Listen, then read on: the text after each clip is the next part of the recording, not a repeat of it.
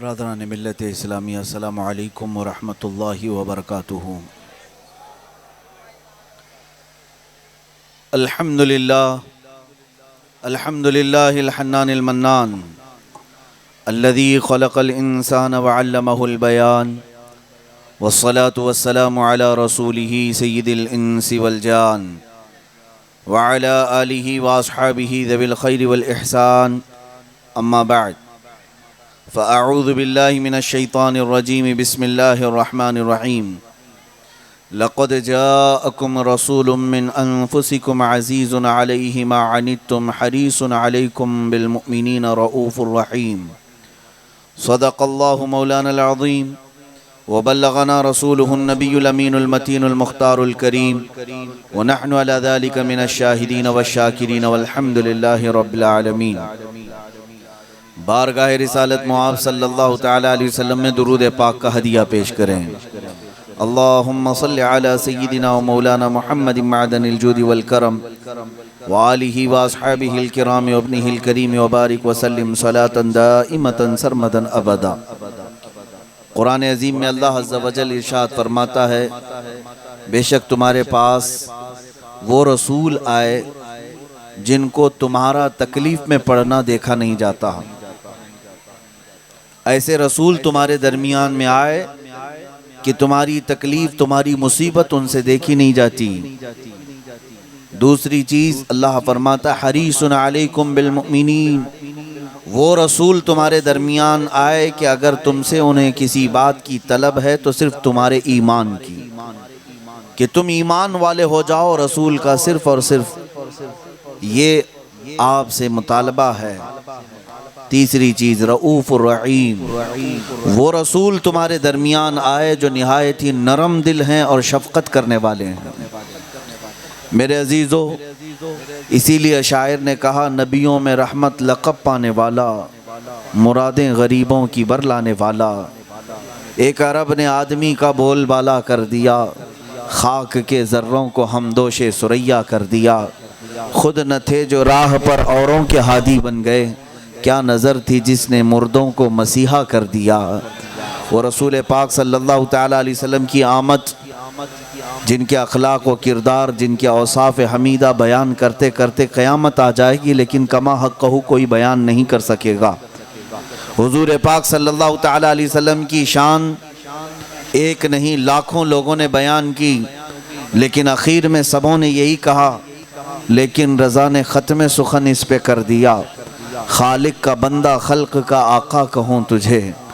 حضور پاک صلی اللہ تعالیٰ علیہ وسلم کی شان، ان کی عظمت، ان کی رفعت، ان کے اوصاف، ان کے کردار بیان کرتے کرتے زبانیں تھک گئیں، قلم سوکھ گئے، لیکن حضور پاک صلی اللہ تعالیٰ علیہ وسلم کی مکمل تعریف اور ان کی مکمل حمد بیان کرنے کا کسی نے آج تک دعویٰ نہیں کیا۔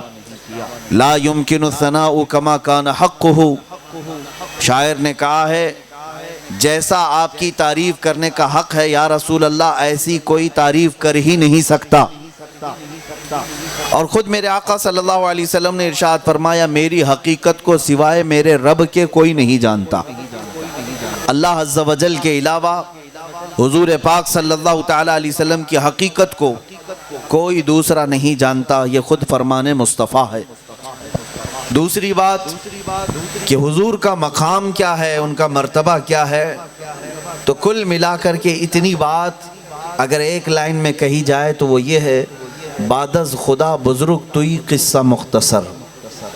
اگر اللہ کے بعد کوئی اور مقام ہے تو یا رسول اللہ وہ آپ کا مقام ہے۔ بس یہی شاعر نے بھی کہا، خدا کے بعد اگر کوئی مقام دنیا میں ہے تو وہ مصطفیٰ کریم صلی اللہ تعالیٰ علیہ وسلم کا ہے۔ اب یہاں جو لوگ یہ کہتے ہیں ان کا مقام بڑے بھائی کی طرح ہے یا اتنا ہے اتنا ہے، وہ غلطاں پیچاں ہیں، شیطان ابلیس لعین کے چکر میں پھنسے ہیں۔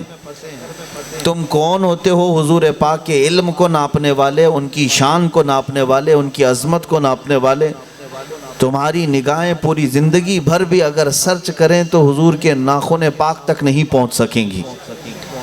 صحابہ اکرام رضوان اللہ تعالیٰ علیہ مجمعین جو حضور کو اپنی آنکھوں سے دیکھتے تھے، ان کا یہ دعویٰ، ان کا یہ اعلان تھا وَأَحْسَنُ مِنْكَ لَمْ تَرَ قَطُّ عَيْنِي وَأَجْمَلُ مِنْكَ لَمْ تَلِدِ النِّسَاءُ۔ حضور صلی اللہ تعالیٰ علیہ وسلم کے قریبی صحابی حضرت حسان بن ثابت کہتے ہیں یا رسول اللہ، آپ سے زیادہ حسین کسی آج تک میری آنکھ نے دیکھا نہیں، اور آپ سے زیادہ خوبصورت کسی ماں نے جنا ہی نہیں۔ یہ صحابہ کہا کرتے تھے۔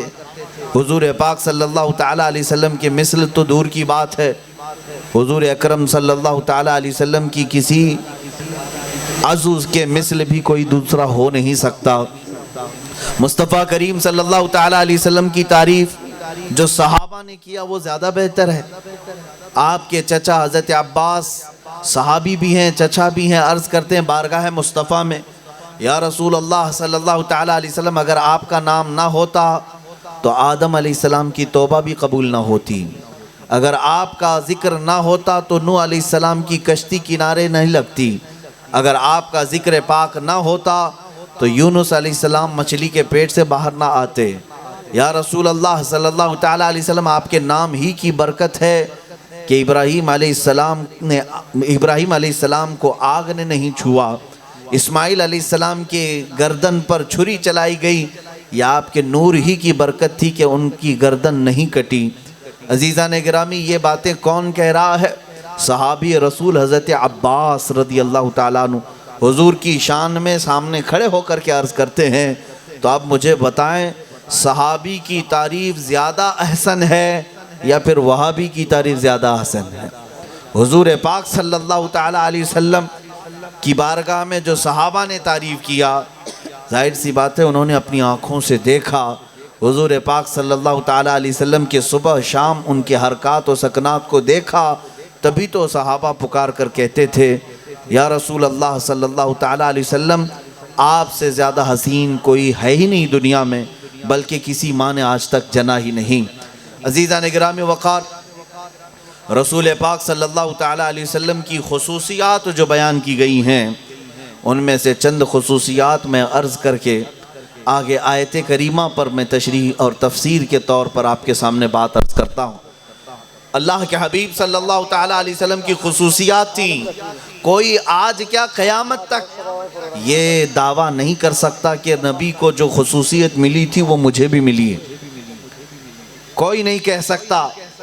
حضور پاک صلی اللہ تعالیٰ علیہ وسلم کو اللہ تبارک و تعالیٰ نے بے شمار خصوصیات، ایسی چیزیں انعامات میں عطا کیا تھا جو آپ سے پہلوں کو بھی نہیں ملی تھی، اگلوں کو بھی، پچھلوں کو بھی نہیں ملی اور آنے والوں کو بھی نہیں ملی۔ ان میں سے کچھ خصوصیات کا ذکر جو آیا ہے احادیث کریمہ میں، حضور پاک صلی اللہ تعالیٰ علیہ وسلم کی زبان پاک سے خود سنیں۔ ارشاد فرماتے ہیں نصرت بالرعب، پہلی خصوصیت تو حضور پاک کی یہ ہے کہ اللہ تعالیٰ نے حضور صلی اللہ تعالیٰ علیہ وسلم کی جو مدد کی ہے وہ کس انداز سے؟ میرے آقا فرماتے ہیں میں اگر 500 میل دور ہوں تو اللہ میرا رعب دشمن کے دل پر ڈالتا ہے۔ سبحان اللہ، سبحان اللہ۔ 500 میل دور، تقریباً یوں سمجھ لیں 750 کلومیٹر دور آدمی ہے دشمن، میرے آقا فرماتے ہیں میرا رعب اللہ تعالیٰ اتنی دور سے ہی اس کی دل پر ڈال دیتا۔ اور یہ رسول اللہ صلی اللہ تعالیٰ علیہ وسلم کو جو خصوصیت ملی، اللہ تعالیٰ رسول پاک کی برکت سے ان کی امت کو بھی عطا فرمایا ہے۔ آج دشمن تمہارے سے خوف زدہ ہیں اور ہوتے رہیں گے، لیکن جب تک تم رسول اللہ کی غلامی میں رہو گے، مولا تعالیٰ رعب کے ذریعے سے ہی تمہاری مدد کرتا رہے گا۔ سامنے والے کو ایسا لگتا ہے کہ یہ شیر ہے، ہو سکتا ہے تم شیر نہ ہو، لیکن اللہ تبارک و تعالیٰ لوگوں کے دلوں پر رعب ڈالتا ہے، خوف ڈالتا ہے۔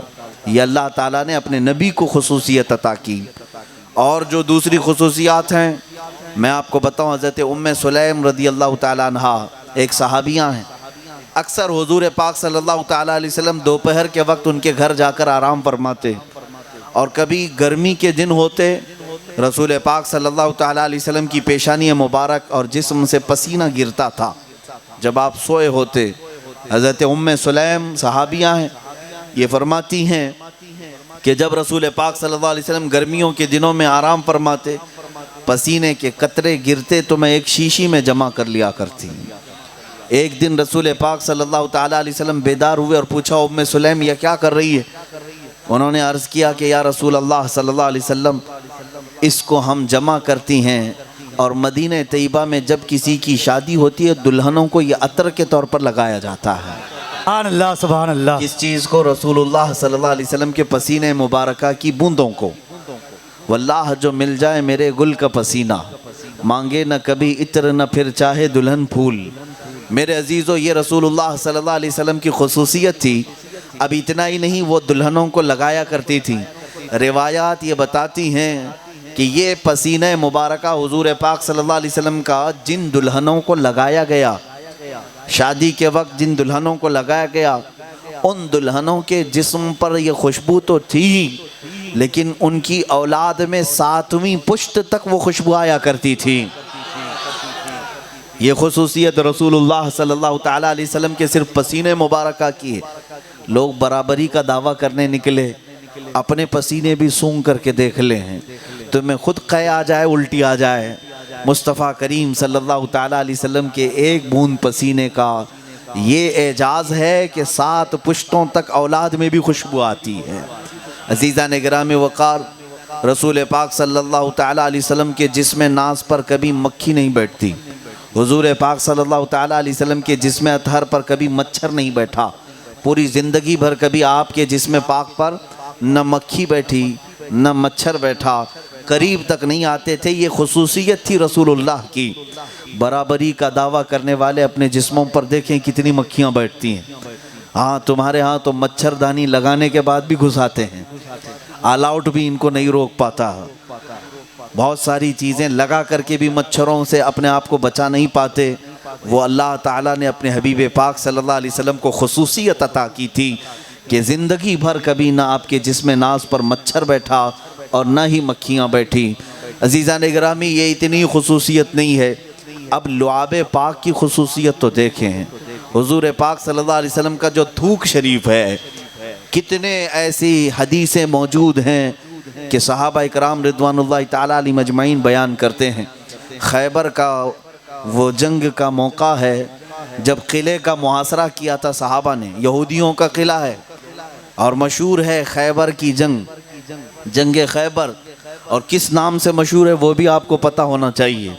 رسول پاک صلی اللہ تعالیٰ علیہ وسلم کئی 100 صحابہ کے ساتھ وہاں پر تھے، قلعے کا محاصرہ کیا اور رات کے وقت آپ نے اعلان فرمایا کل کی صبح میں ایسے شخص کے ہاتھ میں جھنڈا دوں گا جس کو اللہ اور اس کے رسول پسند کرتے ہیں، اور اسی کے ہاتھ میں خیبر کا قلعہ فتح ہوگا۔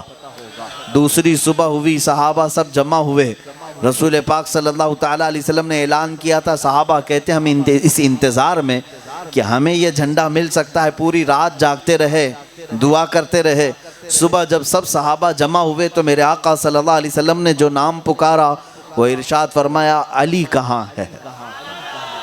علی کہاں ہے؟ علی ابن ابی طالب کہاں ہے؟ وہ بیمار تھے، آشوب چشم تھا، یعنی آنکھیں لال ہو کر، جسم میں بخار تھا، آنکھوں میں یہ تکلیف تھی۔ رسول پاک صلی اللہ تعالیٰ علیہ وسلم نے بلایا تو ان کو بلایا گیا۔ جب وہ آئے تو بخار زدہ تھے، آنکھوں میں لال پن اور روشنی کی کمی، یہ تکلیف تھی۔ حضور پاک صلی اللہ تعالیٰ علیہ وسلم نے جھنڈا انہی کے ہاتھ میں دیا۔ کوئی سوچ تو سکتا ہے کہ جنگ کے میدان میں جانا ہے اور وہ بھی علم بلند کرنا ہے، پرچم لے کر جانا ہے، علی بیمار ہیں، آنکھوں میں آشوب ہے، یہ تکلیف ہے، ایسے حالت میں حضرت علی کو جھنڈا پکڑایا جا رہا ہے۔ اس سے پتہ یہ چلتا ہے کہ ہاتھ میں تلوار اور جھنڈا ہونا یہ صرف اور صرف ذریعہ ہے، اصل فتح تو رسول اللہ کے ہاتھ کی برکت۔ اگر رسول پاک صلی اللہ تعالیٰ علیہ وسلم نے فرما دیا تو پھر اپنے زمانے کا کمزور آدمی بھی اٹھا کر کے پورے علاقے کو فتح کر سکتا ہے۔ میرے عزیزو یہ الگ بات ہے، لیکن مولا علی کرم اللہ وجہہ الکریم کو اللہ تعالیٰ نے اسد اللہ بنایا ہے، وہ اللہ کا شیر ہے۔ حضور پاک صلی اللہ علیہ وسلم نے جب یہ جھنڈا ان کے ہاتھ میں دیا تو جس بات کو مجھے عرض کرنا ہے وہ یہ ہے، انہوں نے شکایت کی یا رسول اللہ آنکھوں میں تکلیف ہے، چبھن ہے اور جلن ہے، آنکھیں لال ہو چکی، پانی بہتا ہے۔ میرے آقا صلی اللہ تعالیٰ علیہ وسلم نے اپنا لعاب پاک نکالا، اپنا تھوک شریف حضرت علی کی آنکھوں پر لگایا، حضرت علی فرماتے میری آنکھیں اتنی روشن ہوئی کہ پوری زندگی بھر کبھی مجھے کمزوری محسوس نہیں ہوئی۔ ایک بار لعاب پاک رسول اللہ صلی اللہ علیہ وسلم کا لگا۔ اتنا ہی نہیں میرے عزیزو، ایک مرتبہ حضرت ابو قتادہ رضی اللہ تعالیٰ عنہ جنگ احد کے موقع پر تیر ان کی آنکھ میں چلا گیا، آنکھ کی یہ پتلی باہر آ گئی، آنکھ کا ڈھیلا باہر آ گیا۔ وہ اپنی آنکھ کا ڈھیلا یوں ہاتھ میں پکڑ کر حضور کی بارگاہ میں آئے۔ آنکھ کی پتلی میں کہہ رہا ہوں، کوئی چھوٹی چیز نہیں، یہ سفیدہ پورا باہر آ گیا۔ حضور پاک صلی اللہ تعالیٰ علیہ وسلم کی بارگاہ میں آئے۔ رسول اللہ صلی اللہ علیہ وسلم نے اپنے ہاتھ سے وہ آنکھ کی پتلی کو اندر کیا، اندر بٹھایا، اور اس کے بعد پھر اپنا لعاب پاک سرمے کے طور پر لگایا۔ حضرت ابو قتادہ فرماتے ہیں مجھے زندگی پر پتہ ہی نہیں تھا کہ اس آنکھ کی پتلی باہر آئی تھی کہ اس آنکھ کی پتلی آئی تھی۔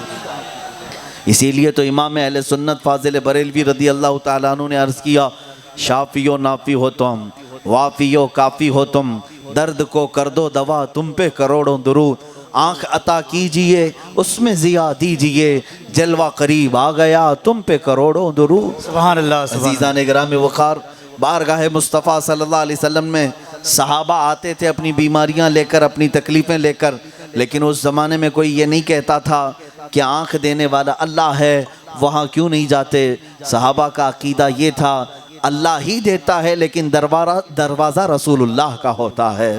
میرے آقا صلی اللہ تعالیٰ علیہ وسلم اگر کسی کی سفارش فرمائے، اللہ اس سفارش کو رد نہیں فرماتا۔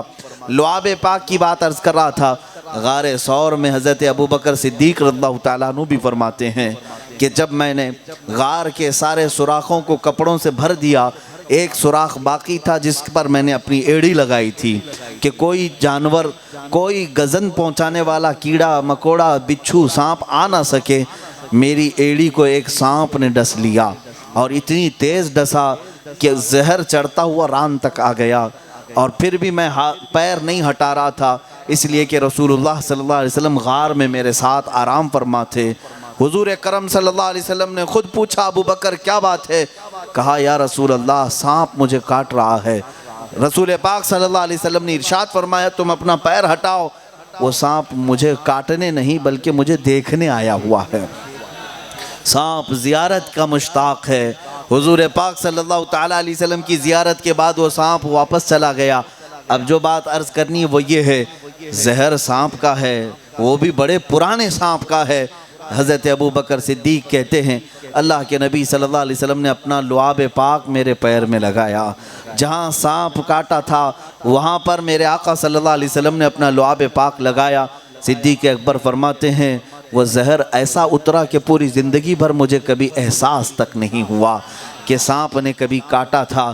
کن کن چیزوں میں رسول اللہ کا لعاب پاک شفا بنتا ہے۔ میرے آنکھوں دیکھا حال میں آپ کو بتاؤں، مدینہ طیبہ سے مکہ جانے کے راستے پر ایک کنواں آتا ہے، بدر کے راستے پر ایک کنواں آتا ہے، پرانا والا جو علاقہ تھا اس کو بیر شفا کہتے ہیں۔ وہ کنواں آج بھی موجود ہے۔ اس کنویں کا حال یہ تھا کہ فرمایا گیا کہ لوگ وہاں پر آتے اپنی بکریاں اور اپنے جانوروں کے لیے پانی اس کا استعمال نہیں کرتے، اتنا کڑوا پانی تھا، وہ پانی زہریلا سمجھا جاتا تھا۔ رسول پاک صلی اللہ تعالیٰ علیہ وسلم سفر کے دوران وہاں پر آپ کا قیام ہوا، اللہ کے نبی صلی اللہ علیہ وسلم نے اپنے منہ میں پانی لے کر کلی فرمائی اور اس کنویں میں ڈال دیا۔ عزیزان گرامی 1400 سال گزر گئے، آج بھی اس کنویں میں میٹھا پانی آتا ہے، لوگ بھر کر کے اپنے ہاں لے کر کے بھی جاتے ہیں۔ ہزاروں لوگوں نے کہا ہمارے ہاں کڈنی کی بیماری تھی اس سے ہمیں شفا مل گئی۔ لعاب پاک 14 صدیاں پہلے اس کنویں میں گرا تھا۔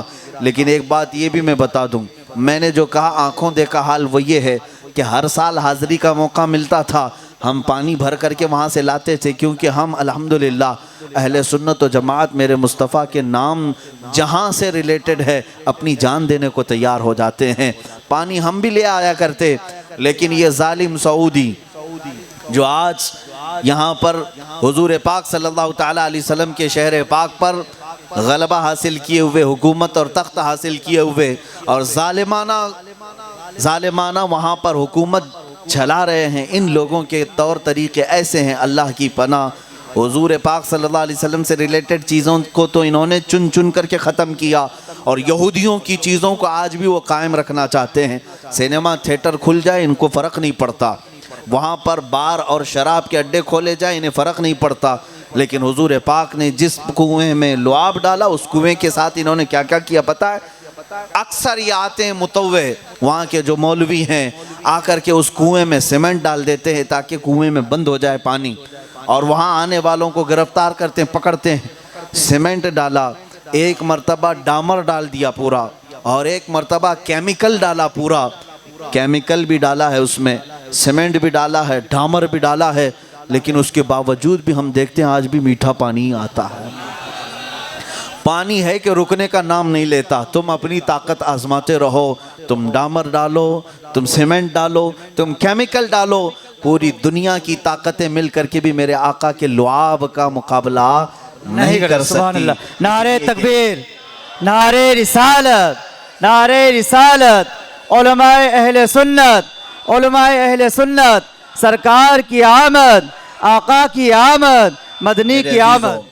رسول پاک صلی اللہ تعالیٰ علیہ وسلم کے لعاب پاک کے سلسلے میں ایک نہیں بے شمار حدیثیں ہیں، روایات ہیں۔ اللہ تبارک و تعالیٰ نے آپ کو یہ خصوصیت عطا فرمائی تھی، اور دست پاک کا حال یہ ہے، حضور اکرم صلی اللہ تعالیٰ علیہ وسلم کے دست پاک کا حال یہ ہے۔ کئی صحابہ ہیں جن میں سے حضور اکرم صلی اللہ تعالیٰ علیہ وسلم کی بارگاہ میں ایک خاتون ہے، وہ اپنے چھوٹے بچے کو لے کر کے آئیں اور حضور پاک صلی اللہ تعالیٰ علیہ وسلم سے عرض کیا کہ آقا اس کے لیے دعا فرما دیں۔ رسول پاک صلی اللہ تعالیٰ علیہ وسلم نے بچپن میں وہ چھوٹے بچے جو صحابی ہیں ان کے سر پر ہاتھ رکھ کر کے دعا فرمائی، سر پر ہاتھ رکھ کر کے دعا فرمائی۔ وہ صحابی فرماتے ہیں ان کی عمر 100 سال کی ہو گئی تب بھی بال سفید نہیں ہوئے، بال سفید نہیں ہوئے، اس لیے کہ رسول اللہ صلی اللہ تعالیٰ علیہ وسلم نے اپنا دست پاک رکھا تھا سر پر۔ 100 سال کی عمر میں بھی لوگ ان کو دیکھتے تو جوان سمجھتے تھے۔ محمد کے غلاموں میں بڑھاپا آ نہیں سکتا۔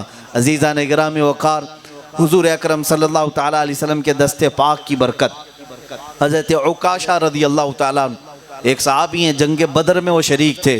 جنگ بدر جو ہوئی وہ بڑی تیاریوں سے نہیں تھی کہ سارے مسلمانوں کے پاس 313 صحابہ کے پاس سب کے پاس تلواریں ہوں، بھالے ہوں، نیزے ہوں، نہیں، مشکل سے چند صحابہ کے پاس ہتھیار تھے، باقی تو سب پاپیادہ تھے۔ 4 گھوڑے، 4 یا 8 گھوڑے، اور باقی سب پاپیادہ تھے، پیدل چل رہے تھے۔ وہ جنگ بدر میں جب گھماسان کی لڑائی شروع ہوئی، کفار اور مشرکین عرب مکہ کے جب حملہ آور ہوئے تو صحابہ کا جوش یہ تھا کہ جو ہاتھ میں ملے اس سے لڑنا چاہتے تھے۔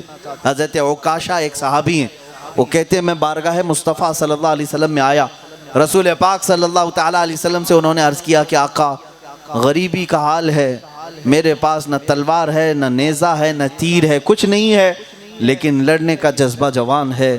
حضور اکرم صلی اللہ علیہ وسلم نے ارشاد فرمایا جاؤ دیکھو پاس میں کوئی لکڑی پڑی ہو تو وہی لے آؤ۔ وہ صحابی کہتے ہیں کھجور کی ایک ٹہنی کی لکڑی سوکھی ہوئی وہ پڑی ہوئی تھی، میں اٹھا لے آیا۔ رسول پاک صلی اللہ علیہ وسلم نے اس لکڑی پر اپنا ہاتھ پھیرا، دست پاک پھیرا اور حضرت عکاشہ کو دیا۔ حضرت عکاشہ فرماتے ہیں میں وہی لے کر کے جب جنگ بدر میں آیا میدان میں تو اس لکڑی کا حال یہ تھا کہ جتنوں کے پاس تلواریں تھیں اس سے زیادہ تیز یہ لکڑی چلا کرتی تھی۔ میں نے اس لکڑی سے کئی کافروں کو گرایا، کئی لوگوں کو اس سے زخمی کیا۔ وہ لکڑی موجود رہی برسوں تک جو حضرت عکاشہ رضی اللہ تعالیٰ عنہ کے ہاتھ میں تلوار بن کر کے چلتی رہی۔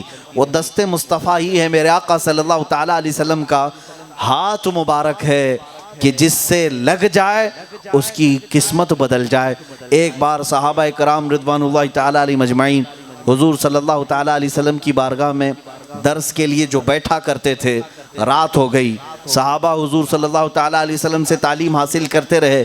جب رات کافی ہو گئی، جب جانا تھا تو صحابہ نے عرض کی کہ آقا ہمارے گھر اندھیروں میں ہیں، گلیاں الگ الگ اندھیروں میں ہوتی ہیں، روشنی کا کوئی انتظام نہیں، کیسے جائیں؟ تب بھی میرے آقا صلی اللہ علیہ وسلم نے ارشاد فرمایا جاؤ باہر کوئی لکڑی پڑی ہو تو لے آؤ۔ ایک صحابی گئے، وہ لکڑی لے آئے۔ حضور پاک صلی اللہ علیہ وسلم نے اس لکڑی پر بھی اپنے ہاتھ سے مسح کیا، اور ارشاد فرمائے لے جاؤ، اسی کے ذریعے سے تم اپنے گھر تک پہنچ جاؤ گے۔ وہ صحابہ کہتے ہیں ہم جیسی حضور پاک صلی اللہ تعالیٰ علیہ وسلم کی اس مجلس سے باہر آئے تو اس لکڑی سے روشنی کی شعائیں پھوٹنے لگیں، نور کی شعائیں پھوٹنے لگیں۔ اتنا ہی نہیں، پوری گلی روشن ہو گئی اور اس روشنی سے ہم اپنا راستہ طے کرتے گئے، یہاں تک کہ کئی صحابہ تھے، ایک موڑ آیا، کسی کو ادھر جانا تھا، کسی کو ادھر جانا تھا، کسی کو سیدھا جانا تھا، صحابہ وہاں رک گئے، لکڑی ایک ہے، راستے اب مختلف ہو گئے۔ تب پھر انہوں نے فیصلہ کیا وہیں پر کہ جس کو جہاں جانا ہے اس میں ٹکڑے کر دیے جائیں۔ 3-4 ٹکڑے کیے گئے، ہر ٹکڑے سے نور کی ویسی شعائیں نکلنے لگیں۔ صحابہ اسی روشنی سے اپنے اپنے گھر تک پہنچے۔ وہ تو رات کو گھر تک پہنچانے کے لیے میرے آقا صلی اللہ علیہ وسلم نے روشنی کا انتظام کیا، لیکن وہ صحابہ کہتے ہیں ہم تو وہ گھروں پر لے آئے، اور جس کے گھر پر وہ لکڑی کا ٹکڑا تھا زندگی بھر وہ اپنے گھر میں چراغ جلاتے ہی نہیں تھے، سبحان اللہ سبحان اللہ، اسی سے روشنی کا سارا انتظام کیا کرتے تھے۔ اللہ اکبر، ایک بار دست مصطفیٰ لگ جائے تو بے جان لکڑی میں روشنی آ جائے۔ تم تو امتی ہو، اگر میرے آقا ایک بار مصافحہ فرما لیں تو کیوں نہ ہمارے دل بھی زندہ ہو جائیں، ہمارا دل بھی نور سے بھر جائے۔ ایک نہیں، دو نہیں، کئی روایتیں۔ حضور اکرم صلی اللہ تعالیٰ علیہ وسلم ایک بار حضرت جابر رضی اللہ تعالیٰ عنہ کے گھر دعوت میں گئے، صحابی رسول ہیں، اپنی گھر دعوت میں بلایا، میرے آقا صلی اللہ تعالیٰ علیہ وسلم کے لیے دسترخوان بچھایا۔ جب دسترخوان پر میرے آقا صلی اللہ تعالیٰ علیہ وسلم تشریف فرما ہوئے، اس کے بعد کھانے کے بعد حضور اکرم صلی اللہ علیہ وسلم نے اپنا ہاتھ دسترخوان سے پوچھ لیا، دسترخوان سے حضور اکرم صلی اللہ علیہ وسلم نے ہاتھ صاف کر لیا، پوچھ لیا، اور جب اٹھ گئے تو حضرت جابر فرماتے ہیں میں نے اس دسترخوان کو برکت کے لیے اٹھا کر رکھ لیا۔ حضرت جابر کیوں؟ اس لیے کہ رسول اللہ صلی اللہ علیہ وسلم نے اس دسترخوان سے اپنا ہاتھ مبارک پوچھ لیا ہے۔ تو حضرت جابر کہتے ہیں میں نے دسترخوان اٹھا کر حفاظت سے رکھ لیا، پھر جب کبھی وہ دسترخوان میلا کچیلا ہوتا تو میں اس کو پانی سے نہیں دھوتا، بھڑکتے ہوئے آگ کے تندور میں ڈال دیتا۔ کس کو؟ کپڑے کے دسترخوان کو آگ کے تندور میں ڈال دیتا، اور تھوڑی دیر کے بعد اس دسترخوان کو نکالتا، میل سارا نکل جاتا اور اس کا رواں بھی نہیں جلتا، دسترخوان کا ایک رواں بھی نہیں جلتا۔ کیوں؟ صحابی کا عقیدہ یہ تھا کہ جس سے حضور کا ہاتھ لگ جائے اس پر آگ بھی اثر نہیں کرتی، کپڑے کا ہو چاہے لکڑی کا ہو، رسول پاک صلی اللہ تعالیٰ علیہ وسلم کی محبت کے یہ دست پاک لگ جائیں آگ بھی اثر نہیں کرتی۔ یہ ہاتھوں کا کمال ہے میرے عزیزو، ایک دو نہیں کئی روایتیں تمہارے سامنے رکھوں۔ اس دست مبارکہ سے کیا کیا نہیں نکلا، ہاتھ جس سمت اٹھا غنی کر دیا، موج بحر سماحت پہ لاکھوں سلام۔ اس دست مصطفیٰ صلی اللہ تعالیٰ علیہ وسلم کا ہی تو حال ہے۔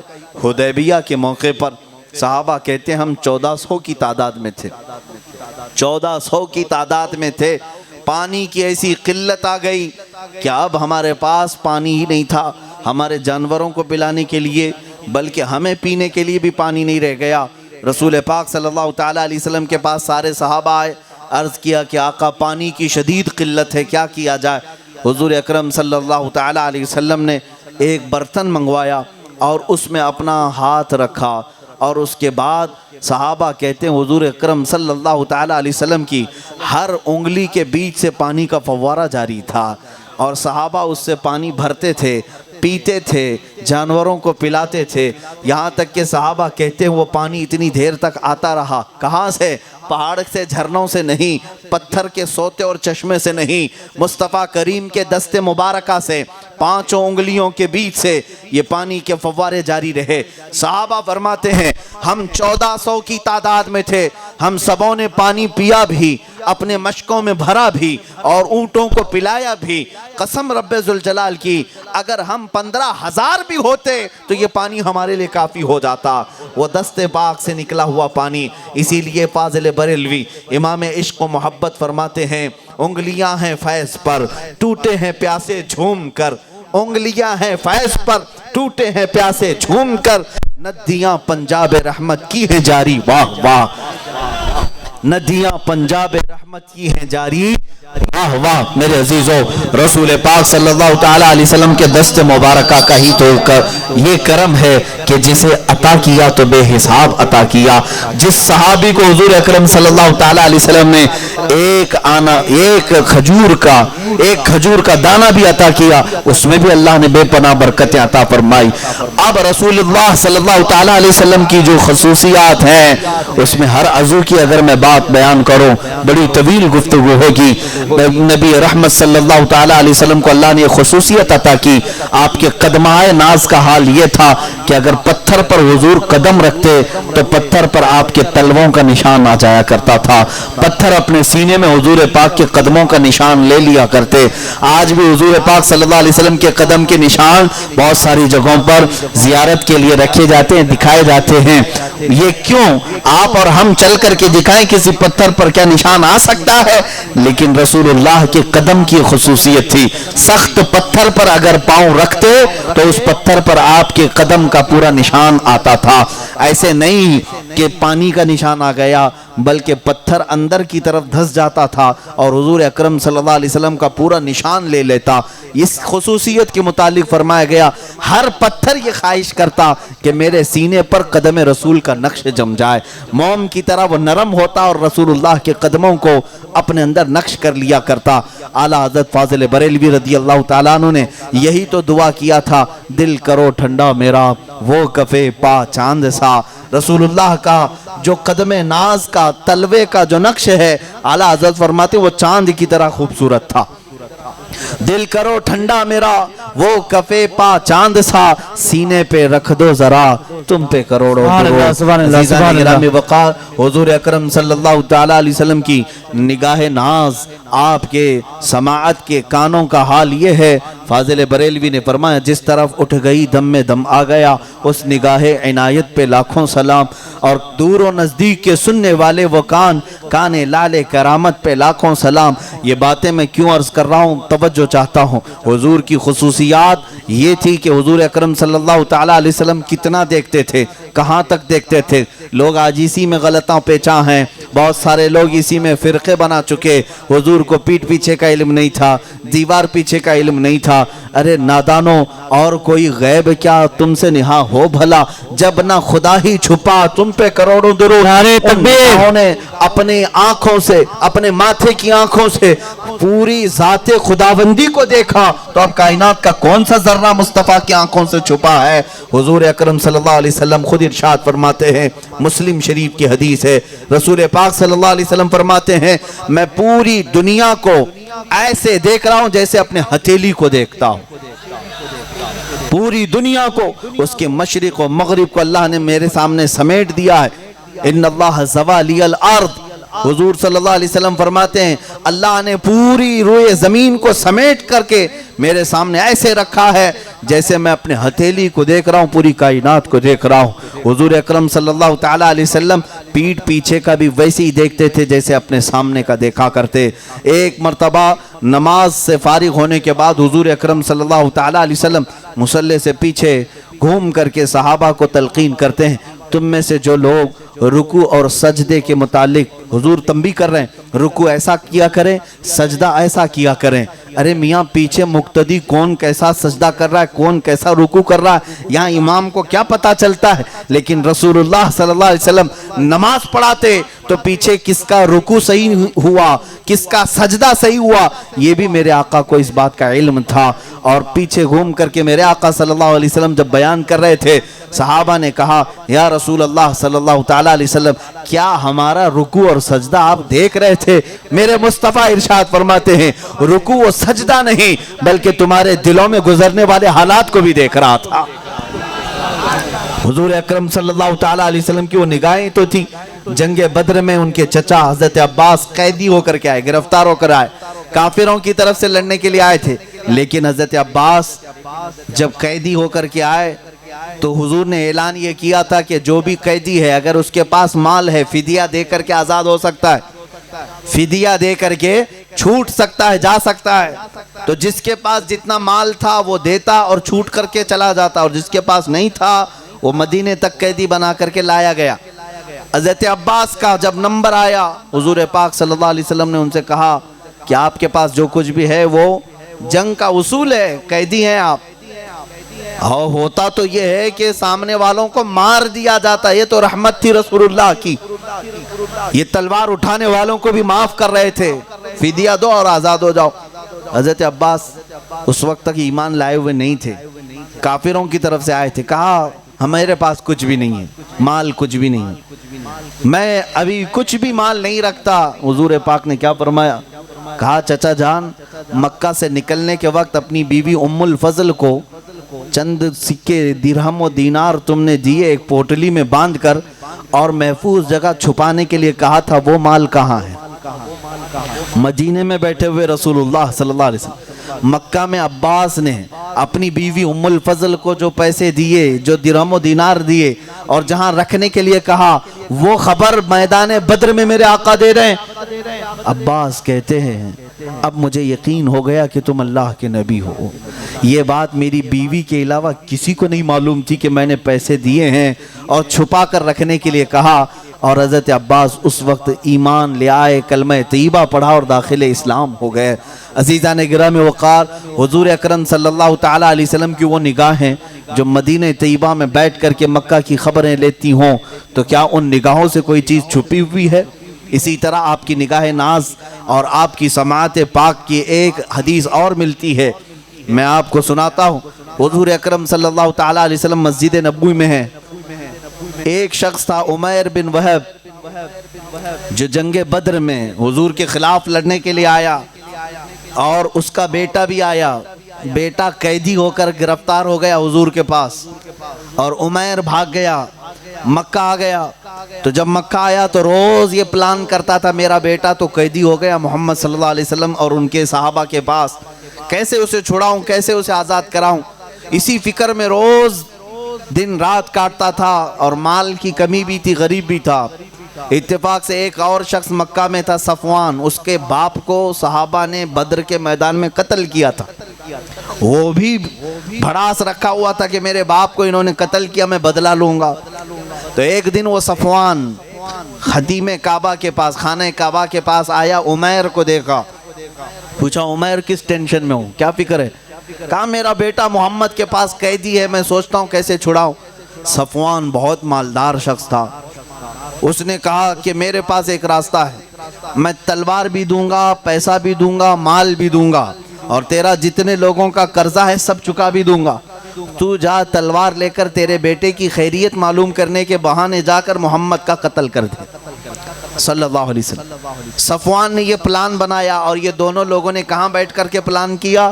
خانہ کعبہ کے حتیم کے اندر، جو راؤنڈ دیوار ہوتی ہے اس کو حتیم کعبہ کہتے ہیں. حتیم کعبہ کے اندر یہ دو لوگ بیٹھ کر پلاننگ کیے، اور عمیر نے وعدہ کیا اور نکل پڑا تلوار لے کر، اس کو زہر لگا کر مدینے پہنچا.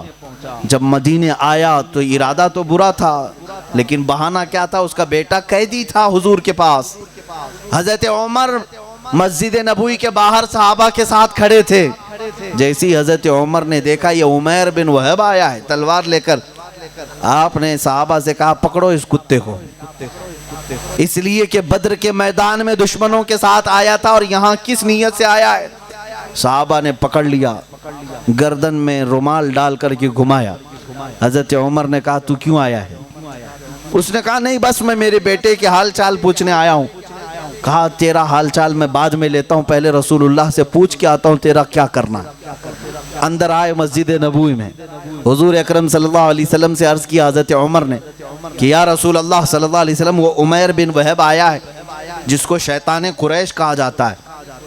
بدر کے میدان میں سارے لوگوں کو بھڑکانے والا بھی یہی تھا، وہ تلوار لے کر کے آیا ہے. حضور پاک صلی اللہ علیہ وسلم نے فرمایا اس کو اندر لے آؤ. جب صحابہ اکرام نے اس کو اندر بلایا، حضور اکرم صلی اللہ علیہ وسلم نے فرمایا اس کی گردن کو چھوڑ دو. اب سنیے، رسول اللہ صلی اللہ علیہ وسلم نے خود پوچھا عمیر کس نیت سے آئے ہو، کیا کام ہے؟ عمیر بن وہب نے کہا میرا بیٹا آپ کے پاس قیدی ہے، میں اپنے بیٹے کی خیر خیریت پوچھنے آیا ہوں، حال چال لینے آیا ہوں. حضور پاک صلی اللہ علیہ وسلم نے فرمایا اگر بیٹے کی خیر خیریت پوچھنے آیا ہے تو تلوار کیوں لے کے آیا؟ حال چال ہی معلوم کرنا ہے تو تلوار کیوں لے آیا؟ اس نے دکھانے کے لیے تلوار نیچے پھینک دیا. درود پاک پڑھ لیں اور اس مجلس کا خاتمہ کرتے ہیں، اس مجلس کا خاتمہ کرتے ہیں۔ اللہ تبارک و تعالیٰ کہنے سننے سے زیادہ عمل کی توفیق عطا فرمائے۔ آپ حضرات